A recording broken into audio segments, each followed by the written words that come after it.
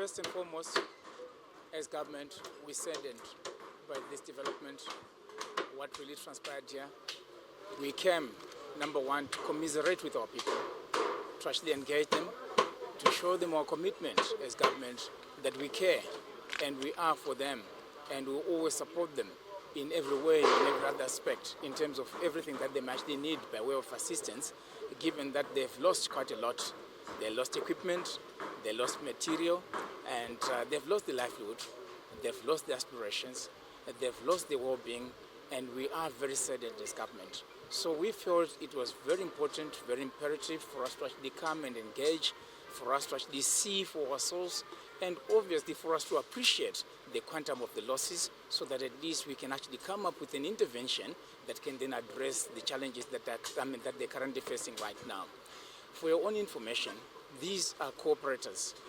And of late, we've been talking a lot about cooperatives.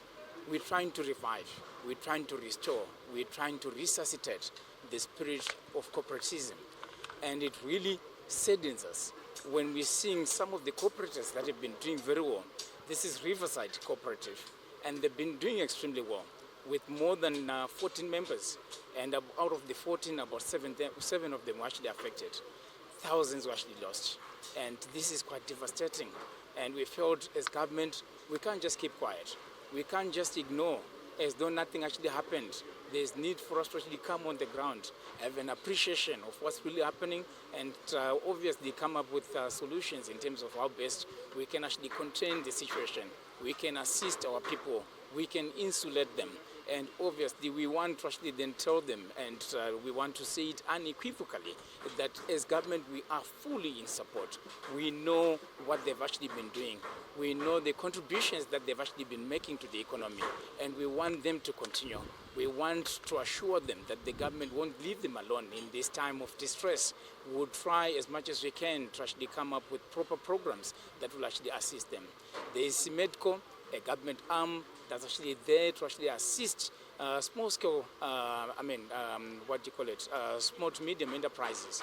And we want them to know about this organization. We want them to know about this setup that we have as government, where they can actually come through and get funding at low and concessionary interest rates, such that at least we can revive, we can reboost their businesses. Because at the end of the day, families were surviving out of the operations that have actually been taking place here.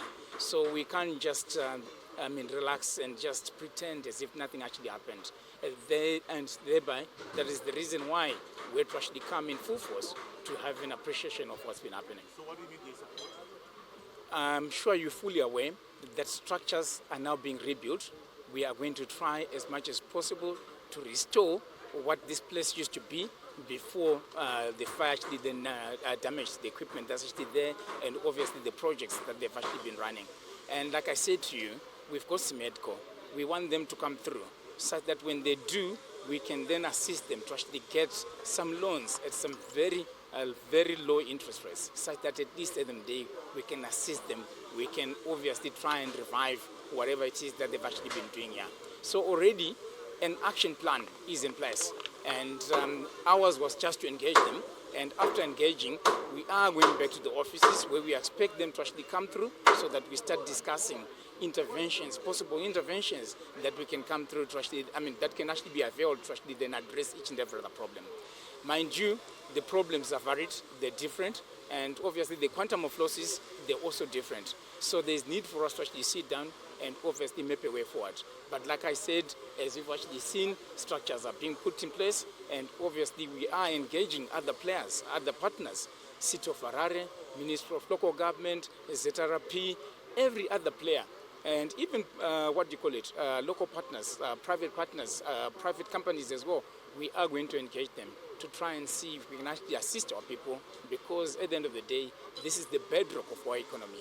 Our economy is about 60% informalized, so as government, we can't just relax when we see our people being affected. That's the very reason why we're actually here, just to give them that assurance that we are here for them, and we'll always protect them, and we'll always actually do our best to make sure that we support them in every way, be it financial, be it any form of assistance, and any other skills that they may actually need. We're also actually planning to actually then maybe possibly conduct some training and awareness programs, such that at least at the end of the day, we avoid a similar situation recurring again.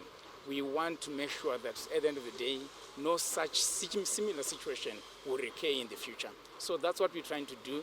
And if anything, we also want to give them hope that at the end of the day, their businesses, their aspirations, everything that they've been doing mustn't die with this fire that has actually destroyed what they've actually been having all this while. We are saying to them, the plan is there for us to actually work together, for us to make things happen together.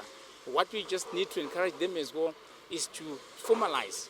It is very important to formalize, because most of these guys, they informalized, and we want to actually activate a situation where once they've actually formalized, then maybe possibly the micro insurance companies can actually come through and support them and assist them.